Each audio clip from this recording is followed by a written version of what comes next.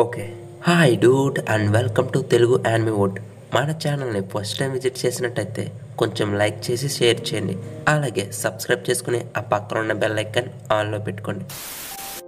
ఒక చిన్న ఇన్ఫర్మేషన్, ఇప్పటిదాకా వచ్చిన అగేహెడ్ ఎపిసోడ్స్ అన్ని కంప్లీట్ చేసుకున్నాం కాబట్టి నెక్స్ట్ వీక్ నుంచి ఈ సండే వచ్చే ఎపిసోడ్ వచ్చే సాటర్డేకి పోస్ట్ పోన్ అవుతూ ఉంటుంది. ఇలా ఎందుకు ఆలోచించానంటే సండే మీరు ఎలాగో ఎపిసోడ్ చూసేస్తారు కాబట్టి వచ్చే ఆదివారానికి ఏం జరిగిందనేది మీకు కొంచెం జ్ఞాపకం ఉండకపోవచ్చు. కాబట్టి సాటర్డే నా ఎపిసోడ్ రిలీజ్ అవుతుంది, సండే వాళ్ళ ఎపిసోడ్ రిలీజ్ అవుతుంది. ఇలా చూడటం వల్ల మీకు కొంచెం క్లారిఫికేషన్ వస్తుంది, నాకు కొంచెం ఇబ్బంది తగ్గుతుంది. అదేవిధంగా ఛానల్ స్టార్టింగ్లో ఈస్ట్ బ్లూ సాగా 11 ఎపిసోడ్ చెప్పి మానేశాను, అది స్టార్ట్ చేద్దాం అనుకుంటున్నాను. మీరు ఏమనుకుంటున్నారన్నది కామెంట్ సెక్షన్లో కామెంట్ చేయండి. ఇక లేట్ చేయకుండా ఎపిసోడ్ని స్టార్ట్ చేసేద్దాం.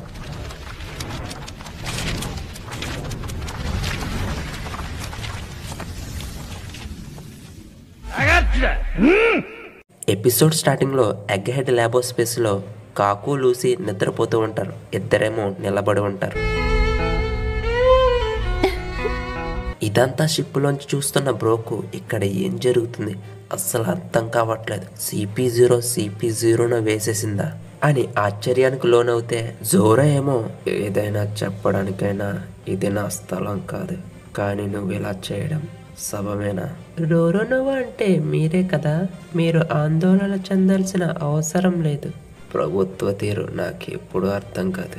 మరియు అస్థిపంజరం అక్కడ ఉంది, అయితే నువ్వే కదా సోల్ కింగ్.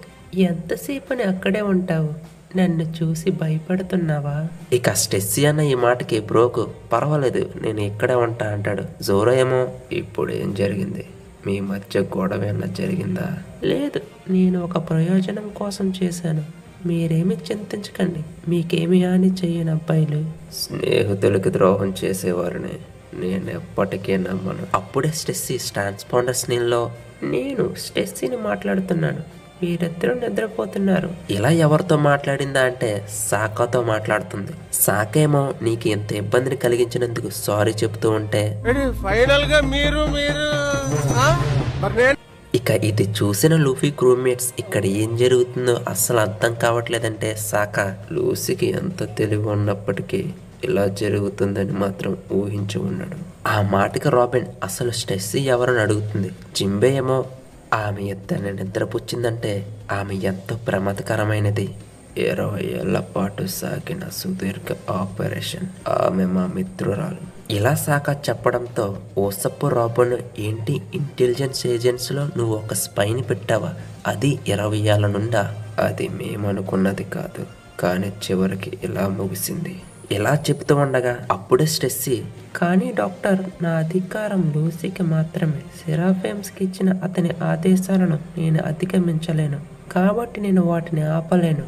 ఇక అప్పుడే ఎడిషన్ లిలిత్ నువ్వు ఎంతో చేసావు, ఇదంతా మేము చూసుకుంటాం అని సెరాఫేమ్స్ దగ్గరికి వస్తూ ఉంటే ఇవి మాత్రం అలాగే ల్యాబో స్పేస్ పైకి అటాక్ చేస్తూనే ఉంటాయి.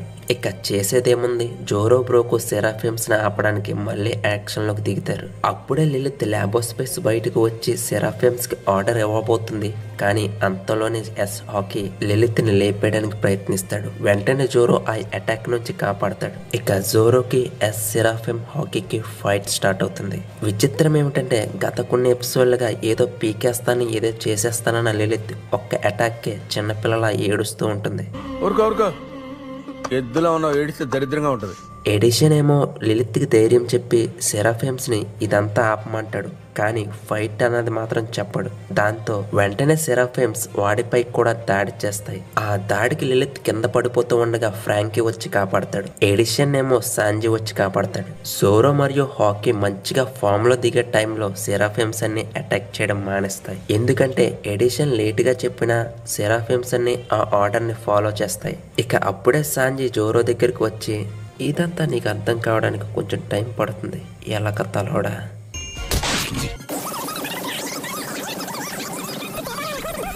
ఇక ఇదంతా ముగిసిపోయింది కాబట్టి స్టెస్సీ సాకాతో కాకుకు లూసీకి సెరాఫేమ్ స్టోన్స్ తో సంఖ్యలు వేస్తున్నానని చెప్పితే మంచి పని చేస్తున్నావు స్టెస్సీ, మేము స్ట్రో హెడ్ షిప్ లో ఈ ఐలాండ్ వదిలి వెళ్ళిపోబోతున్నాం, నువ్వు మాతో పాటు వస్తావా? ఇక సాకాన్న ఈ మాటకి స్టెస్సీ అలాగే అంటుంది. ఇక సాంజీ సంగతి తెలిసిందే కదా, స్టెస్సీ వారితో పాటు వస్తుందని తెలిసాక ఊగిపోతూ ఉంటే అయితే పద అందరి దగ్గరికి వెళ్దాం. మరొక పక్క లూఫీ బండిని ఆ ముసలి వేగపంక్ని వెతుకుతూ ఉంటాడు. కానీ అదే టైంలో చాపర్ కనబడతాడు. అయితే చాపర్ కూడా వారు ఎక్కడున్నారో కనిపించలేదని చెప్పడంతో మళ్ళీ ఇద్దరు వేరువేరుగా విడిపోయి వెతకడం స్టార్ట్ చేస్తారు. లూఫీ ఏమో ముసలోడా బయటికి రాకపోతే నిన్ను ఇక్కడే వదిలేసి వెళ్ళిపోతా అని అరుస్తూ ఉండగా మరొక పక్క కొత్త ప్రపంచం స్పీనెక్స్ ఐలాండ్ అయిన పాప్స్ హోమ్ టౌన్ లో వెల్కమ్ హోమ్ మార్కో అని చిన్న బుడతలు అక్కడ కొన్ని రోజుల క్రితం ఏం జరిగిందో చెబుతూ ఉంటారు. హఠాత్తుగా నా విధానం ఇక్కడికి వచ్చింది మార్కో. నన్ను క్షమించండి, మిమ్మల్ని రక్షించుకునేందుకు నేను ఇక్కడ లేనందుకు. మరి తర్వాత ఏం జరిగింది? వినండి. వారు ఎంతో భయంకరమైన న్యావీ మనుషులు. వారు వైట్ బేర్ యొక్క నిధిని స్వాధీనం చేసుకుంటామని చెప్పారు. నాకు వారికి సముద్రపు దొంగలకి తేడా లేదని అనిపిస్తుంది ఎప్పుడుందని కనుక. అలా చెబుతూ ఉండగా కొన్ని రోజులకు ముందు నావికాదళం ఆ ఐలాండ్లోకి వస్తుంది. అందరినీ ఒక్క చోటుకి చేర్చండిరా. మీరు నాకు కోఆపరేట్ చేశారంటే నేను మీకు ఎటువంటి హాని చేయను. అలాగే ద్వీపం ప్రపంచ ప్రభుత్వంతో అనుసంధానించబడలేదు కాబట్టి నేను చెప్పేది ఏంటంటే మిమ్మల్ని ఈ చట్టం ఏమాత్రం రక్షించదు. అందుకని వైట్ బేడ్ యొక్క నిధిని ఈ ద్వీపంలోనే ఎక్కడో ఉందని నేను నమ్ముతున్నాను. కాబట్టి ఎక్కడ ఉందో చెప్పు అని అధికారి అమ్మాయిపై అరుస్తూ ఉంటే ఆమె ఫాదర్ ఏమో మేము అతని నిధి గురించి ఎప్పుడు వినలేదు అంటాడు. బాబా మీరు అబద్ధం చెప్తున్నారు అని అధికారి అంటే అతనేమో మాకు తెలియంది మీకు ఎలా చెప్పగలమంటాడు. ఓ అలాగా, మీరు మాతో చెప్పనట్టయితే మేము దీనిని దేశద్రోహి చర్యగా పరిగణిస్తాం, లేదా నేను మిమ్మల్ని అందరినీ ఒక్కొక్కరిగా కాల్చి పారేస్తూ ఉంటా. అప్పుడైనా మీరు నాకు నిజం చెబుతారు. అలా అధికారి ఎదర ఉన్న ఇద్దరు బుడతల వైపు చూస్తూ ఉండగా అక్కడే ఉన్న బామ్మ మేము ప్రభుత్వానికి డబ్బుని చెల్లించినందుకే కదా మమ్మల్ని మనుషులుగా చూస్తలేదు. You contributes. పెద్ద మాట అన్నాడు సరాడు. ఇక బామ్మన్న ఆ మాటకి అధికారి నీకు భయమేయటం లేదా? అయినా మిమ్మల్ని రక్షించడానికి మార్కు ఇక్కడెక్కడా లేడమ్మా. రే ఈ ముసల్దాన్ని ఏడ్చుకురండ్రా. ఇక అధికారి అలా చెప్పడంతో మెర్విన్స్ ఆ బామ్మని పట్టుకుంటారు.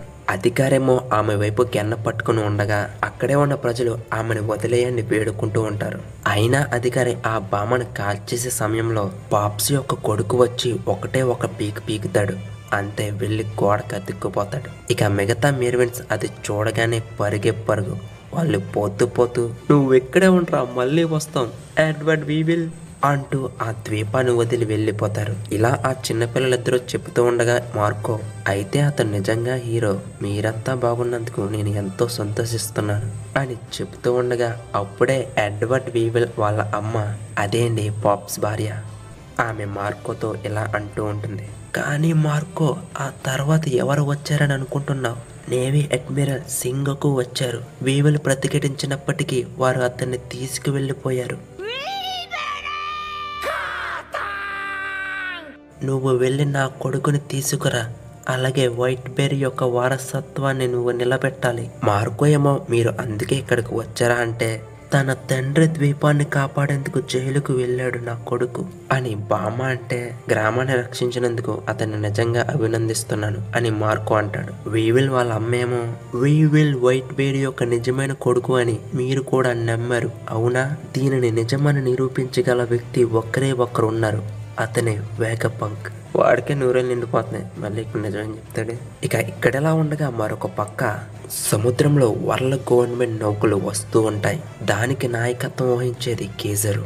అప్పుడే మెర్విన్ కేజర్ సార్ మేము కొన్ని టీ కేకులు తెచ్చాము, మీరు వాటిలో విషం ఉందా లేదా పరీక్షించారా? పరీక్షించాం సార్. అయితే ఇక్కడి నుంచి నేను తీసుకుని వెళ్తాను, మీరు ఇక వెళ్ళొచ్చు. అలాగే సార్. అలా కేజరు లోపలికి వెళుతూ నేను లోపలికి రావచ్చా? అలాగే నేను మీకు ఒక చిన్న విషయం తెచ్చాను నా అతిథి గారు. ఇలా అంటున్నానని ఏమనుకోకండి, మీరు ఇంతకుముందు ఎప్పుడైనా డాక్టర్ వేగపంక్ని కలిసారా? ఒక్కసారి, అది ఎంతో కాలం క్రితం. అవునా? నేను ఇది నమ్మలేకపోతున్నాను, అతను మీకు ద్రోహం చేస్తాడని. ఇలా జరిగిన దానికి నిజంగా అవమానంగా భావిస్తున్నాను.